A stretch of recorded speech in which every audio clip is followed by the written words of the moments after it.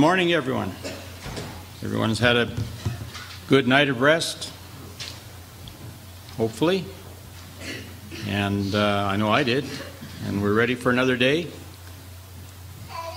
We're going to look at the last part of this series that has to do with the events at the time of the end. And it has been designated by various titles. An article by Brother Grocott, which appeared in the Berean magazine several times, titled The Last Terrible 40 Years, is one title by which it has been called.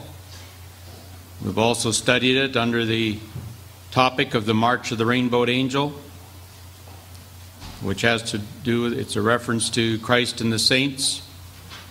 It comes from Revelations 10, verse 1.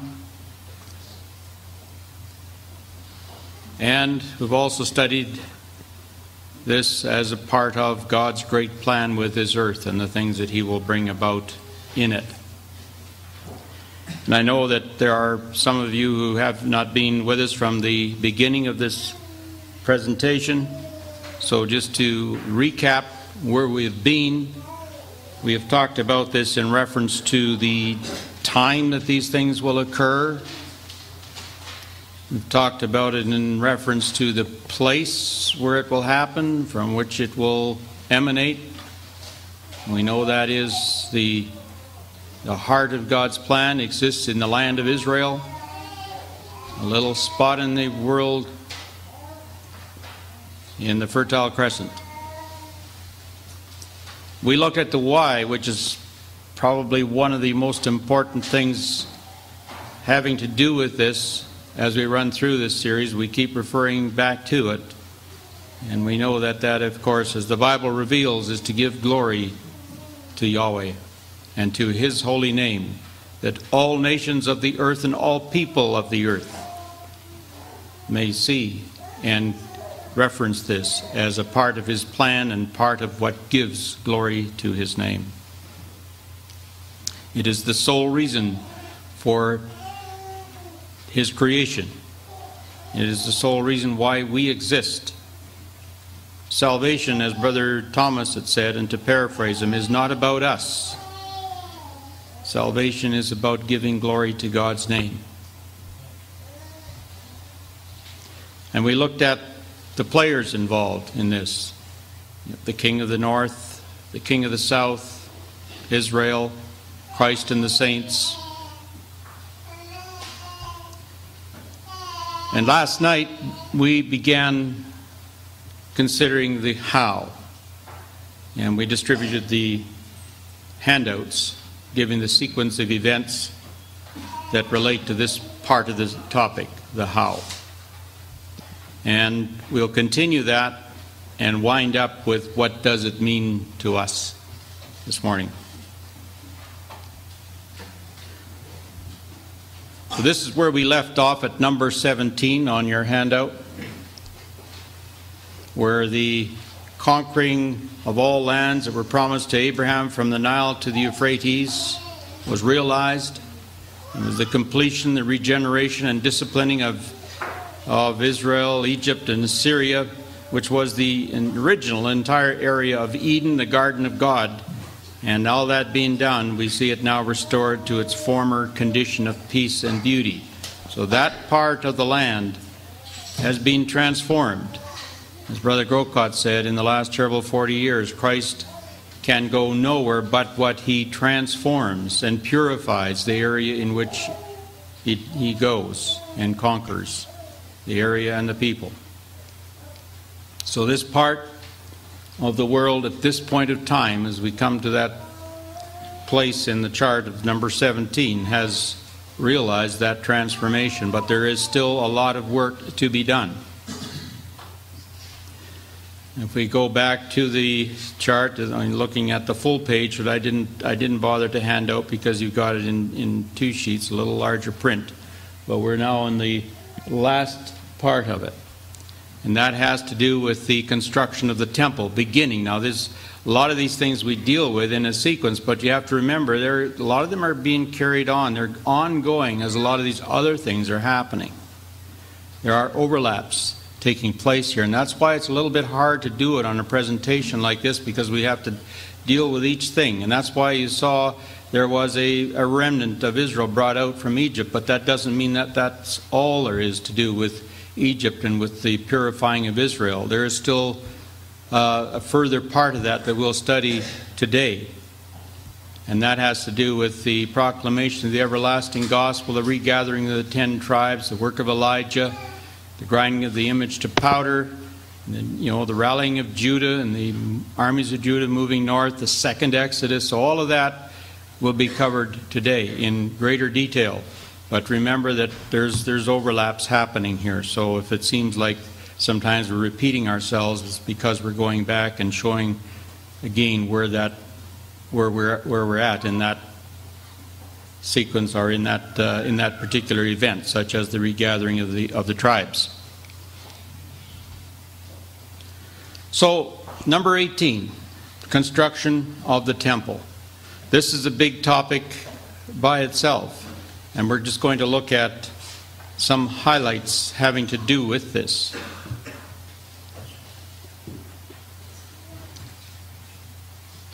I'm just going to back up there, I think. No, I did get it right here. Okay, sorry about that. I thought I was in a different place than I was, but I'm doing okay.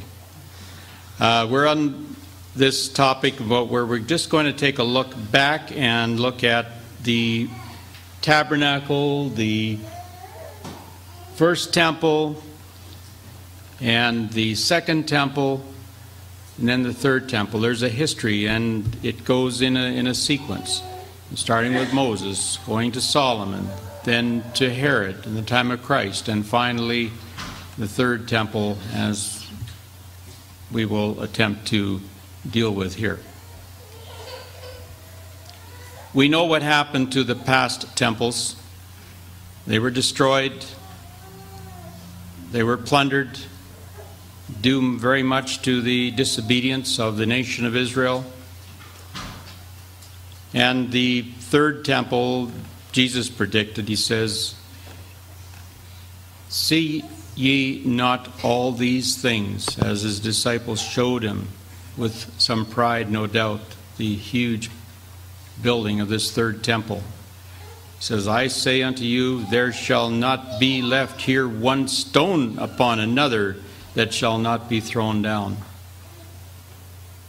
They must have been awestruck by that statement. But it came to pass.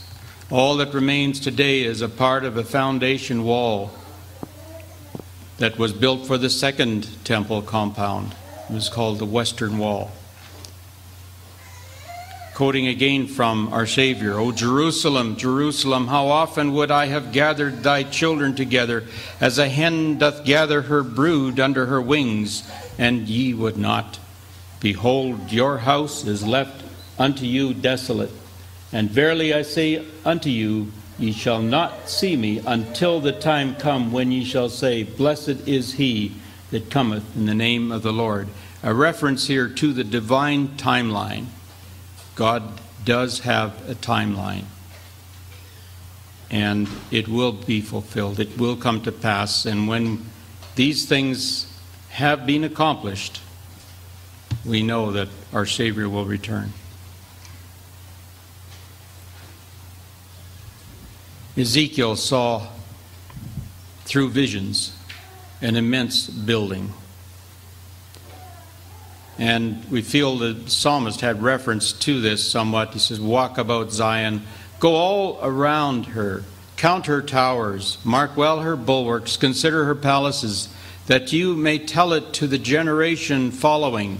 For this is God, our God, forever and ever. He will be our guide even to death." Again, the glory of Yahweh referenced. Ezekiel chapter 40, verse 2, he says, "In the visions of God brought he me into the land of Israel, and set me upon a very high mountain, by which was as the frame of a city on the south. The high mountain possibly referencing Mount Zion, or it could have referenced Moriah. But either way, it's very close. And this is a drawing by Brother Sully in his book, The Temple of Ezekiel's Prophecy. And he gives forth his suggestion there, which is based on Scripture as much as possibly can be, and references as a line drawn through. And this follows very much the fault line that we looked at last night.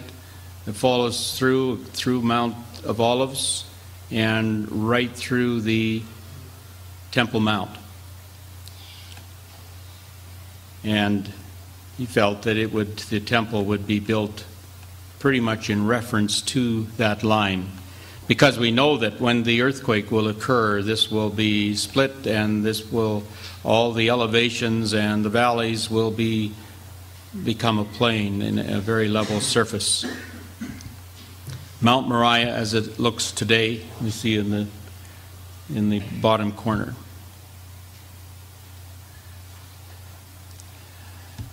We looked at this last night, the site preparation of this and how the elevations will be changed. Mount of Olives shall cleave in the midst thereof toward the east and toward the west, and there shall be a very great valley, and half of the mountain shall remove toward the north and half toward the south. Now where the temple is right up in here, and there's two streams you see running to the north and to the south. And where this scene is located, where the arrow is, here is the elevation of Masada. And that is located right just a little south of En-Gedi. We'll look at this a little closer later. In fact, right here. This is a map, again, of the illustration we just looked at earlier. And this shows the Holy Oblation, the square, the 25,000 reeds, and the holy portion of the sons of Zadok, the house of prayer, Yahavasham, the city, what is called the profane city, very, very close to Masada. Those of us who were on Masada a little over a year ago could almost see the northeast corner of what is projected to be the city of the future, south of the house of prayer.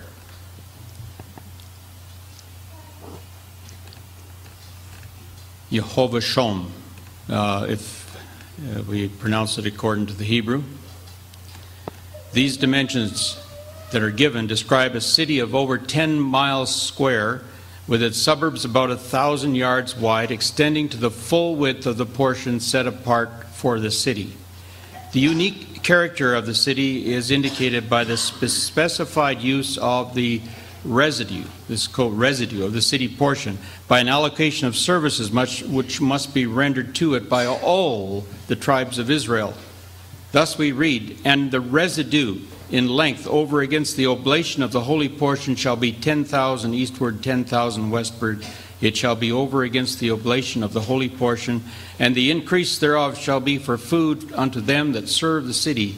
They that serve the city shall serve it out of all the tribes of Israel. The words Yahweh Shammah or Yehovah Shom may be literally translated the Lord thither.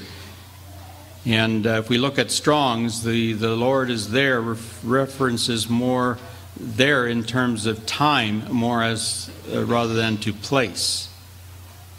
The time has come. Rendering in harmony with the above premises, indicating that those who worship in the temple go up from this city. The city may be likened to a huge garden city hotel in which are received all those who visit the temple. Here the people who come from all parts of the earth to hear the wisdom of the greater than Solomon and to pay their vows unto the Most High would be entertained. They'd be put up here, and this would be their gathering place. So this is something to keep in mind as we think about this. This is all a part of what's going to be happening during that period that we call the last terrible 40 years, is the construction of these things. We just have the little squares on the map here showing where this comes from. This is on this map it would occupy this portion. And if we go to the map of the tribal allotments, the square represents again the cutout of the enlargement that this comes from. Of what is it to be built? Right now, in all construction, all new construction of Jerusalem, there's a mandatory use of a very beautiful marble-like substance called Jerusalem stone. And it just so happens that the city of Jerusalem sits on top of a tremendous quarry of this stone. The whole mountain on which it sits is comprised of Jerusalem stone. Again, a very beautiful marble-like substance, and depending on how it's cut and where it's mined, it's got different colors and hues and patterns. Very beautiful. And there's some examples here from the Old and the New of the use of that stone, both in residential and commercial buildings there. We remember that this mountain is to be dissected, as it were, by the earthquake. And so that will definitely expose this stone for the builders like nothing else would. Why is it to be built? It is to be built to give God glory. It is to be the place where the law goes forth from Jerusalem. And it comes at the end of the kingdoms of men when everything else is destroyed. Let's just take a little short guided tour. And we'll try to reference this to sizes of football fields so we get some idea. He measured the east side 500 reeds, the north side 500 reeds, the south side 500 reeds. He turned to the west and measured 500 reeds as the measuring reed. So how does that work out? Well, if we do a little interpretation here, and using the measurements that Brother Sully has worked out, he used the 2-foot cubit and a reed equaling 12 feet. So the dimensions of that building from corner to corner as you go around the square is 6,000 feet wide and 6,000 feet long, a little over a mile square. The total area of that works out to 36 million square feet. 36 million.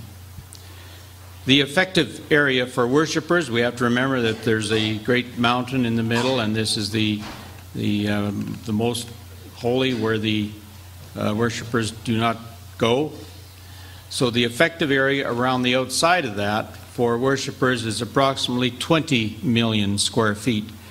And the capacity of that, allowing a fair bit of room for each individual, would work out to about 1.25 million worshipers at any given time could be in that square. The frequency of the visit is dictated in Zechariah 14:16. Everyone shall even go up from year to year to worship the King, the Lord of hosts, to keep the Feast of Tabernacles. So the capacity, assuming a 24-hour duration, a 24-hour stay in that location, and we have we're just taking this out of a hat, as it were. We have no indication of how long that each visitor will stay, but say it was an average of 24 hours, it would give a capacity of 1.25 million worshipers per day, or 450 million per year to go through.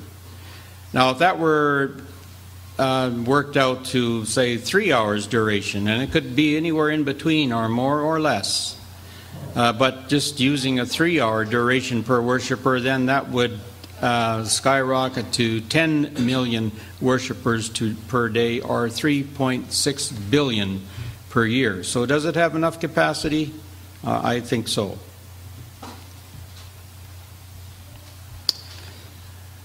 The next part of this we just want to look at briefly is he talks about a wall on the outside of the house round about. He measured the breadth, one reed 12 feet, the other, and the height 12 feet. So what he's referencing here is this little stubby, you would call a stubby wall compared to the height of the rest of the building. Just a little area there. And that is depicted on the other graph here by this little line that goes right along all the way around, that little line. That's the wall. Now, to build that by today's standards, it would take 11,000 truckloads of concrete to build that little wall. There would be enough to put concrete floors in 10,000 homes, or lay 16 miles of 36-foot wide by 1-foot thick concrete highway, just to build this little wall. And it's called little relative to the size of the rest of the building. And I use this just to get some indication of the amount of material that would have to be gathered and put into place for the entire structure, if it takes that much just to build that little wall. We look first at we look next, I should say, at the gate buildings. These are 96 feet wide, and they are 120 feet high. This one is, we're looking at it as though we were suspended above it, looking straight down. And this one, we're looking at it as though we were in front of it. And by the way, this is this little wall here. You can see it going right here all the way around. That's the little wall. And I put a little circle in the overall picture here to indicate what it is we're looking at. You know, we're looking down on this part here, or we're looking in front of this building as it would exist over here, or anywhere else around the building. Perhaps before we go any further, we're in the right place just to take a look at something else here that I've got. And we just got a little virtual. I'll just see if I can bring this up full screen for you. Take a little tour. And this was something I got off the internet several years ago. Now this would be the little wall that he's just walking up to right here. That's that little wall. And then he goes up the steps, through the doors, and into the interior of the building. And then those doors swing, and he comes, we're now in the interior, he comes, goes around, and enters a lift, an elevator. And then this is a scene, as it were, walking down the outer court towards one of the end towers.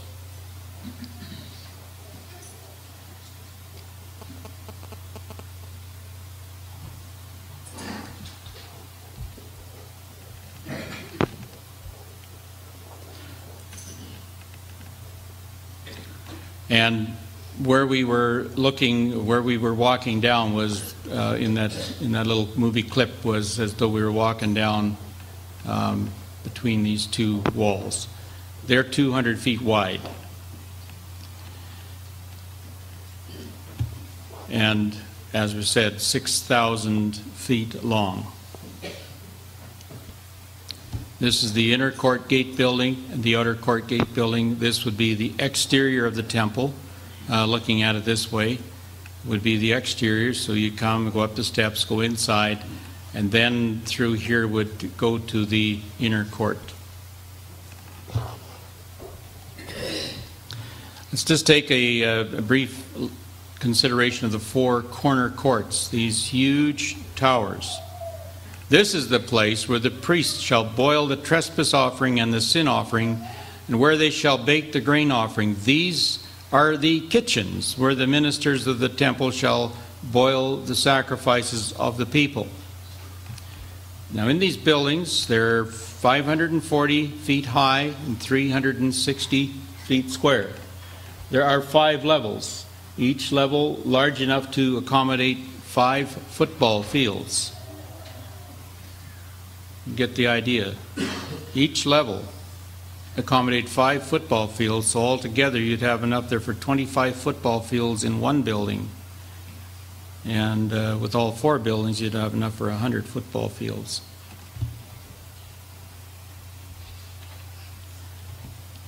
This gives us a bit of a cutaway of the, as a vista of the outer and inner courts. This being the outer court, where we saw the scene walking down it towards the tower building.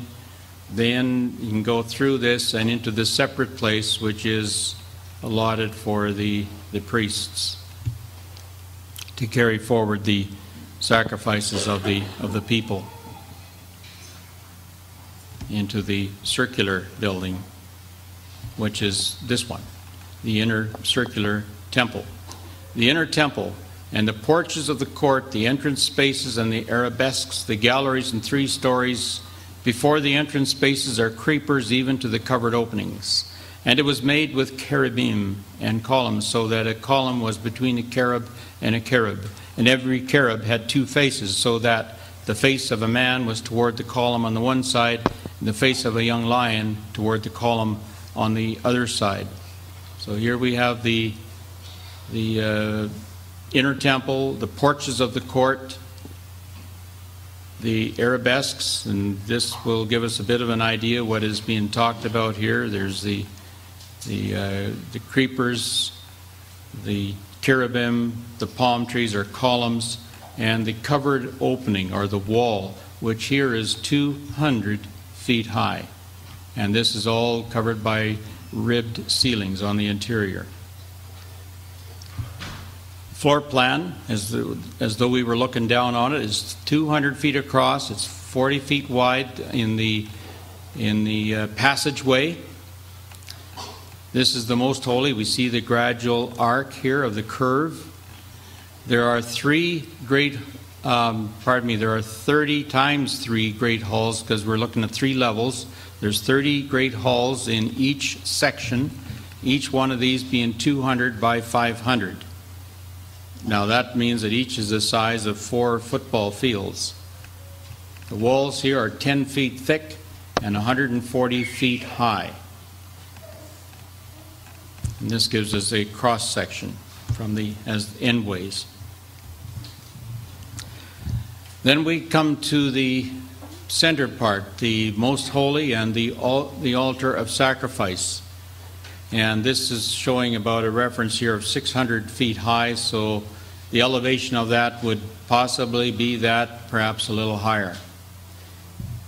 The size of the altar is given, called the Lion of God, is 144 feet square. To the outside of the smaller court, the wall here would be 168 feet square. To the outside of the lower court is 186 feet square. The total area of this altar is equal to 1.5 football fields, just as an altar for sacrifice. Brother Sully suggested that there is a conveyor of sacrifices going up from the east side, shown here.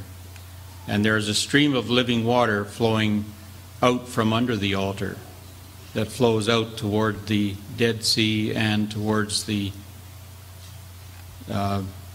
Mediterranean, the Hinder Sea and the Former Sea. And that is to purify the water of the Dead Sea and form a passageway for trade and commerce. So that's just a brief overview of this great, immense structure that is to be commenced here at number 18 on our chart.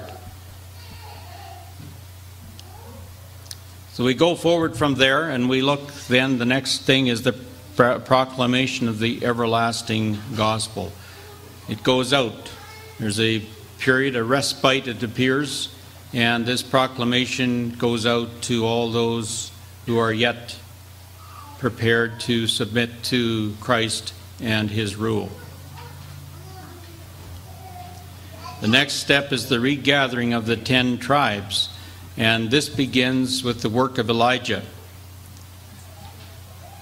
And it would appear that this work of Elijah works with the 10 tribes and uses the influence that is given to him and the power that is given to him to spread the word, the message throughout the world to all the tribes of Israel living wherever they may be living in the world, and to gather them back through a period of great tribulation to a purification and acceptance of Christ.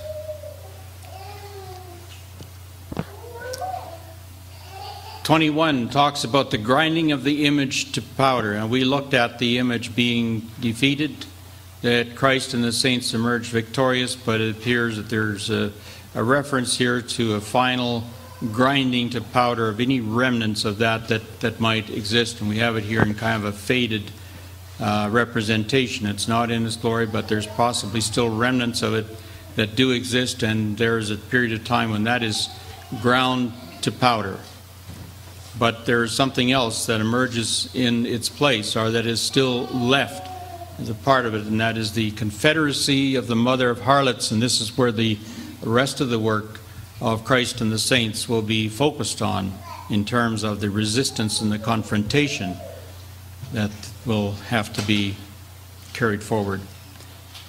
Revelation speaks of this. "So he carried me away in the spirit into the wilderness, and I saw a woman seated on a scarlet-colored beast full of names of blasphemy, having 7 heads and 10 horns. And the woman was arrayed in purple and scarlet color, and decked with gold and precious stones and pearls, having a golden cup in her hand, full of abominations and filthiness of her fornication." This is what Brother Jerry had spoken to us about in his series yesterday, about the apostasy of the truth and where it has come from and where it has gone and where it has ended up. And this is speaking about that. The mother, Babylon the Great mother church, and the harlots, all the other Protestant churches that have sprung and been spawned off of her. "I saw the woman drunken with the blood of the saints and with the blood of the martyrs of Jesus. And when I saw her, I wondered with great admiration. The woman which thou sawest is that great city which reigneth over the kings of the earth."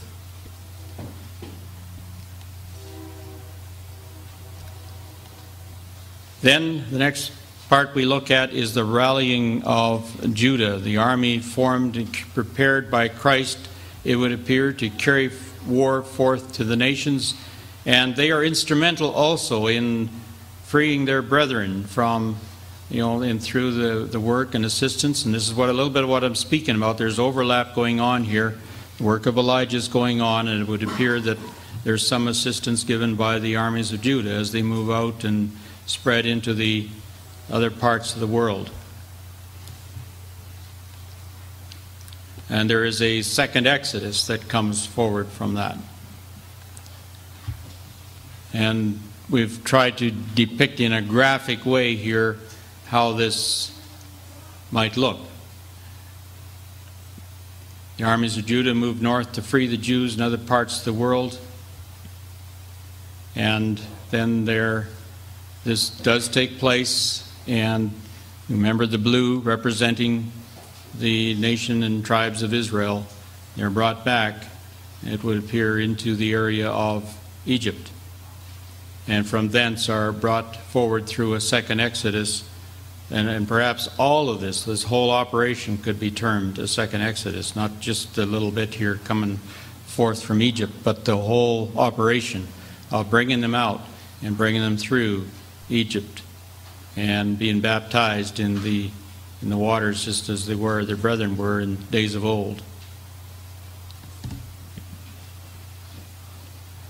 So we see the blue situated there, and then brought forth into the Eden, the garden of God, the headquarters of this tremendous operation under the rainbowed angel. They come to it at the same time. Again, this is not next to it, but as close to as we can get, because all the time that is going on, there's this 30 years of papal resistance to the rule of what it regards as Antichrist. The people of the earth do not accept Christ readily. They resist it. And they feel that Christ is the Antichrist. Christ and the saints are the Antichrist. And that is why they resist it. They've been tricked by the fraud that is being perpetrated upon them by so-called religion of today. And we see some examples of this. This is from a typical Protestant website. The abomination of desolation is an event or action perpetrated by the future Antichrist. When the Antichrist shall walk into the newly built last days temple of Jerusalem and takes a seat upon the mercy seat inside the Holy of Holies, note this wording, and proclaims to the world that he is God Almighty. This event is probably perpetrated by the future Antichrist. So will they be tricked? Absolutely.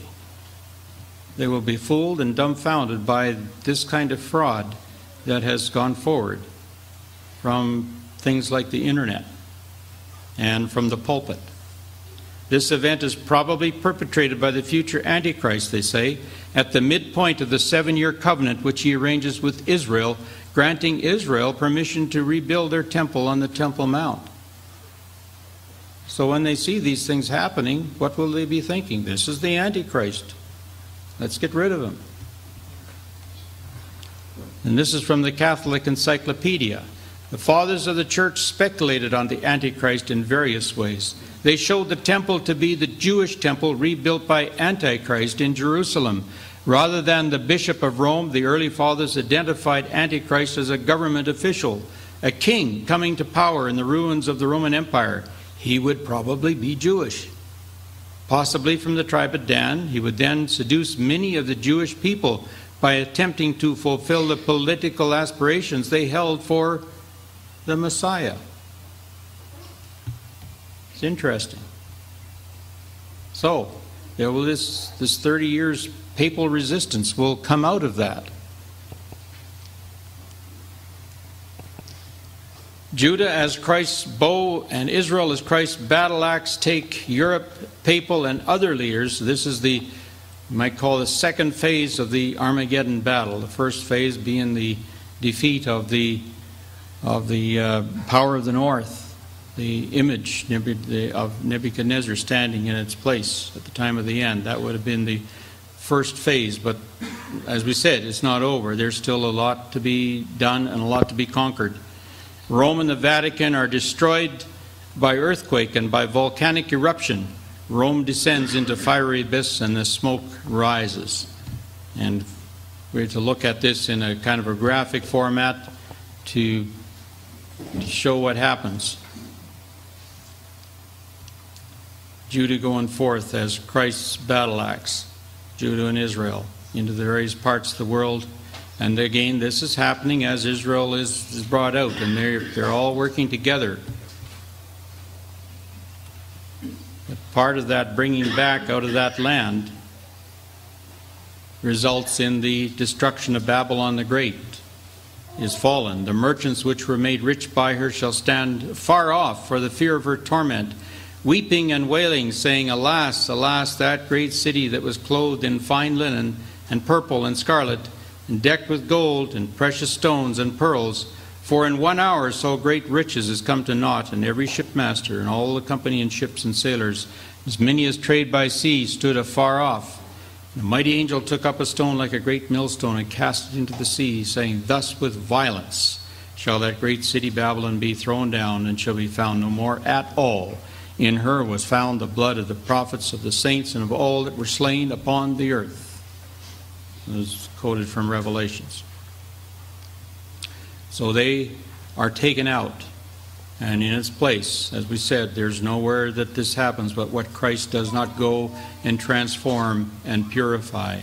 God's glory covers the land in those areas.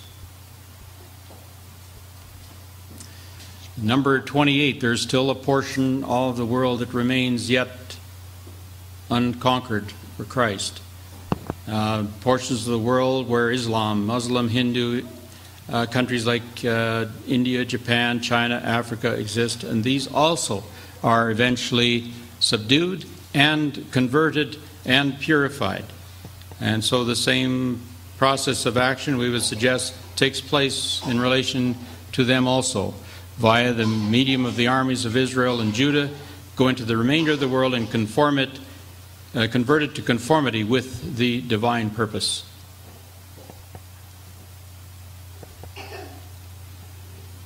And all the while this is taking place, again, the Jews are regathered and settled in their tribal allotments in the land of Israel. And this is why I'm saying this overlaps, because through this whole process, Israel and Judah are a part of it. And that's why we can't say, well, they're brought into their tribal land at this particular point. It's happening as this goes on.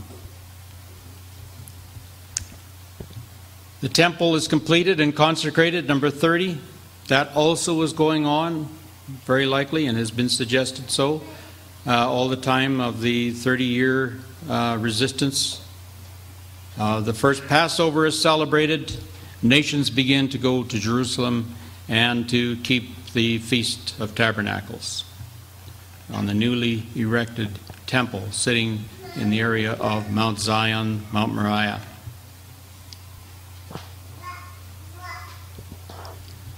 And then the millennium begins. As truly as I live, God has said, all the earth shall be filled with the glory of Yahweh. That again takes us back to the why. It's the reason for this entire operation, to fill the earth with God's glory and with people who give glory to Him through the free will obedience to His requirements and try to glorify Him in that way. So to wind up, what does it mean to us? Where do we fit into this? Of what importance is all these things to us to consider?